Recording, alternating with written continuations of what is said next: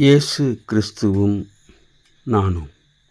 இன்றைய வேத வாக்கு எரேமியா 29:13.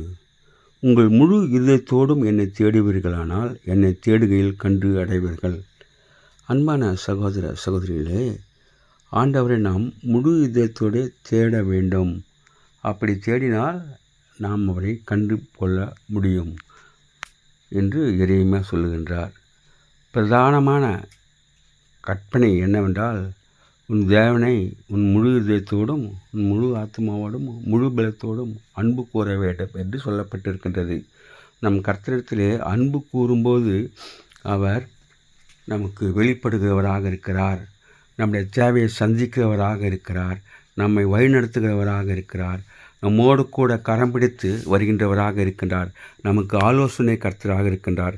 கஷ்டத்திலே கை கொடுக்கின்ற தெய்வமாக இருக்கின்றார். தேவையை சந்திக்கின்ற தெய்வமாக இருக்கின்றார். அதனாலே நாம் கர்த்தரை முழு இதயத்தோடு ஆண்டவரை தேடுவோம். அப்படி செய்தால் ஆண்டவர் நம்மை ஆசீர்வதிக்கிறவராக இருக்கின்றார்.